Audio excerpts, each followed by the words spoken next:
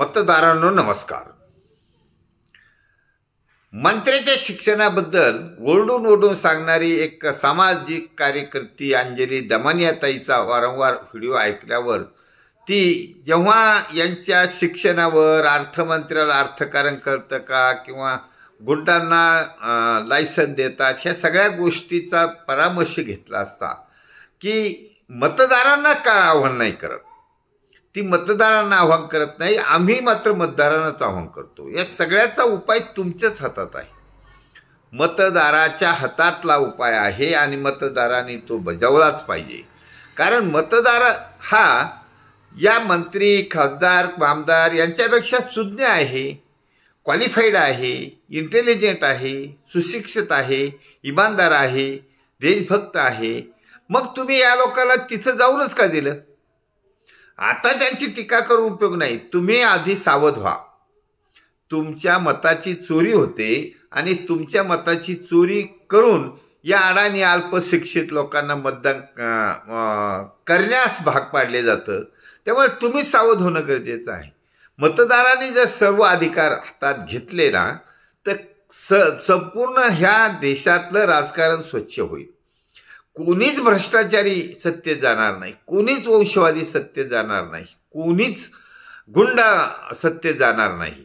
मग गुंडाला सहाय्य करायचं कारणच ते आहे की तेच गुंड आहेत म्हणून गुंडाला मदत करतात आणि त्यामुळे हे लोकशाहीचा सत्यानाश होत चालला आहे. म्हणून आता सावध होण्याची गरज फक्त मतदारांवर आहे आणि मदारच मतदारावर आहे.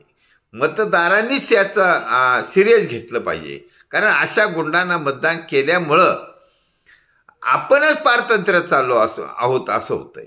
तुम्ही पारतंत्र्यात जाऊ नये, तुम्ही आपलं स्वातंत्र्य टिकून ठेवावं, आपण स्वेच्छेने मतदान करावं, आपण योग्य आपल्यातलाच माणूस निवडून द्यावा. किती साधी गोष्ट आहे. आजकाल या डाव्या उजव्या विचारसरणीचे भांडण चालू आहे. हे त्याला नाव ठेवतो, तो त्याला नाव ठेवतो, त्या विचारसरणीला नाव ठेवतो आणि महापुरुषांच्या ऐतिहासिक पुरुषांच्या नावाने हे विभागणी होत आहे. त्यामुळं आता सैनिक समाज पार्टीने आम समाजातील मतदारांना संधी उपलब्ध करून दिली आहे की तूच आहे तुझ्या जीवनाचा शिल्पकार, तूच आहे तुझ्या मताचा अधिकारी. तू तुझं मत योग्य माणसाला दिलं तर नक्कीच तुझ्या मताचं सरकार सत्तेवर येईल. म्हणून सैनिक समाज पार्टीने हे डावी उजवी ही बाजू कॅन्सल केली आहेत आणि थर्ड फ्रंट, तिसरी विचारधारा, तिसरी आयडिओलॉजी जी आम समाजाची आयडिओलॉजी आहे, आम समाजातल्या नागरिकाच्या हिताची आयडिओलॉजी आहे, आम समाजानेच ती चालवायची आयडिओलॉजी आहे. आम समाजातला नागरिक जागृत झाला तर संपूर्ण व्यवस्था ठीक होणार आहे.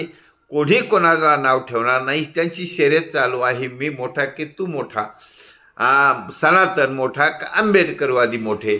अहो ते कशाला लढाई करतात? त्याच्यामुळे सामान्य माणूस भरडला चालला आहे. त्यामुळं तुम्ही थांबा असं आपल्याला म्हणायचं नाही. मतदारांनी जागृत व्हायचे.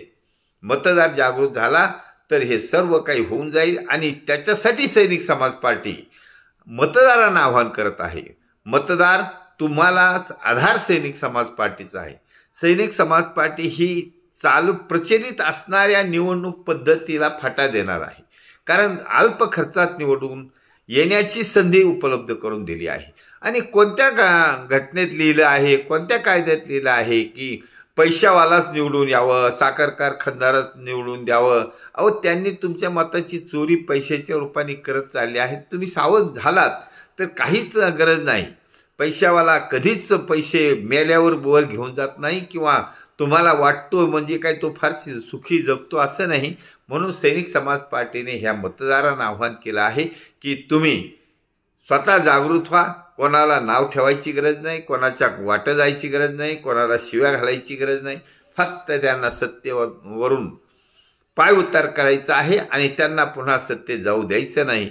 एवढं जरी मतदारांनी ठरवलं तरी ह्या लोकशाहीचं जनलोकतंत्रात रूपांतर होईल आणि जनतेने जनतेसाठी चालवलेलं राज्य या भारतात महाराष्ट्रात येईल आणि छत्रपती शिवाजी महाराजांच्या रयतेच्या राज्याची पुनर्स्थापना होण्यासाठी तुमचं आमचं सरकार, सैनिक समाज पार्टीचं सरकार या सत्तेवर येईल आणि हे सर्व मतदाराच्या हातात आहे. म्हणून मतदार राजांनो, तुम्हाला हे आव्हान आहे की तुम्ही सैनिक समाज पार्टीचं आव्हान पेलवणार आहात याची आम्हाला खात्री आहे. नमस्कार.